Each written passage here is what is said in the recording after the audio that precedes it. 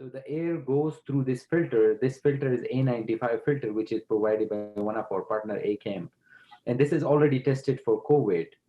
So COVID virus cannot pass through this filter. So this filters the air, it goes through this pipe and it comes to the face, which is a clean air. That's something that I saw or as an issue or on other screens. Like people were using this angle, or people with glasses that has the mask, their glasses are fogging. So I said, we already have air. Why don't we just hit the screen and defog that? Actually, at the beginning, it was like perfectly straight, and that Yeah. wasn't doing much. And I said, okay, why don't we shift this a little bit? I tried with 2 3 angles, and that was something that came up really good. So like, okay, we are using this. I have some background on the automotive industry. I have worked on designing filters and fuel tanks for trucks. So practically what I did was to take the same process that they usually do to do or develop trucks, but to develop this product. So you take all the constraints that you have, weight, airflow requirement, the time span that you will need for the chips. You integrate that on a matrix, start to include that as features on your design. It is an interactive process, so you get your first prototype, see your results, see what you could improve, and you run that a couple of times until you get the process that you want. Like when you even decided to make this, what problem were you trying to solve? So I actually sat with my team like when the COVID started. So initially we had our first meeting and I invited everybody. It was, I think, Saturday or Sunday.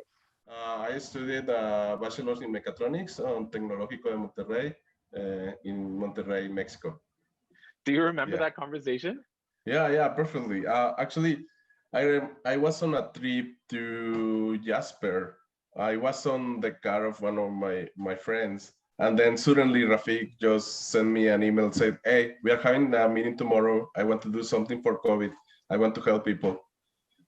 And that was it. Like from that point, I said, "Yeah, sure, I'm in."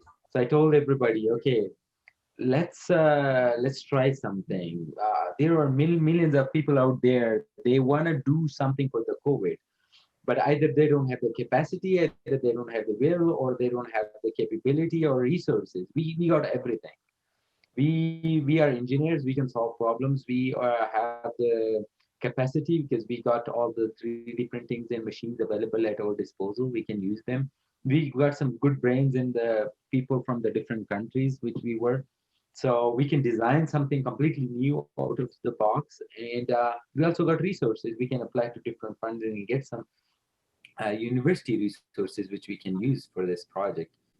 And then we started talking about different ideas. Okay, what can we do? Uh, and in that point, I was thinking, okay, whoa, what the hell could we do? Like, too many things came to my mind, but at the same time, I wasn't aware of what we could do. So I got home. I didn't sleep much because I was thinking on what we could do. I was googling about a bunch of stuff, mainly looking for ideas that we could actually generate. And I saw a trending of ventilators and everything, and using ammo bags. And at that point, actually, I was thinking, like, yeah, ventilators could be something that we could do, but there is too much effort already there. And the one issue that we could have there was the suppliers, because finding the components, buying the components was difficult at that time. Traditionally, like our lab was completely focused on systems development, either for manufacturing mainly, but then we also looked into some hydroponics, aquaponic systems, which is mostly agriculture, and they were also looking into construction side in general. So we were looking into all the different systems development for those different application areas. But then this thing completely new on the medical side. I never thought that I will be doing anything on the medical side because I know that there's a lot of regulations involved and things like that, right? But we knew, like, after we started talking to the team and then ideas were flowing from different angles. Some people say, okay, I have developed this machine learning algorithms which can detect people in the construction side. Why not use it for the COVID? So we started looking into kind of bringing those ideas which we have already developed and bring it to something which we can use for COVID. And that's how we started looking into different concepts and ideas. And suddenly then the idea of respirator came up, because thought that in Italy, most of the cases came because all the frontline workers were infected with COVID. So that was the main driver for what we thought, okay, let's try something for the frontline workers. Then that would be the major impact. If things goes wrong in Canada, then we'll have to look for frontline workers. And that's why like this, the main focus of this product was frontline workers. Yes, and that's why I'm saying this is a quite reconfigurable product, which can be used in different aspects of our life. Dental doctors can use it in their field, but then also speech pathologists can use it, and professors can use it while they are teaching. So we are also integrating microphones over here, which will be used for teaching purposes in the next phase. So we have so many projects where we can bring this out. It really depends on where you want to use them. So if you want to use them in ICU setting, you'll have to go through the AHS testing process, right? So there is a complete Alberta Health Services testing procedures which we need to adopt. So we'll need to go for lab testing, and then we'll need to go for fit testing, that it fits your face and there is no leakages from the mask.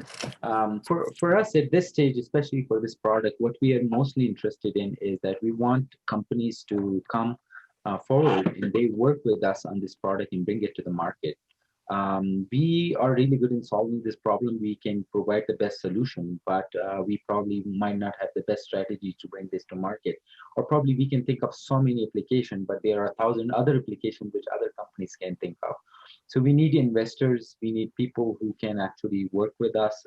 We need people who has the resources. They have the manufacturing capabilities that they can mass produce these kind of product and bring it to the market. So I think that would be the most interesting thing for us, that people, they come forward and then they talk to us and they own this technology. Together, if we save one person life, I think that's more than enough for our purpose. And that was one of the goal initially when we started this project, that let's start by saving one life, no matter who that person is, and then move forward with it. Say we can put on the mask and say goodbye. Okay, let me see. This is a little bit trickier.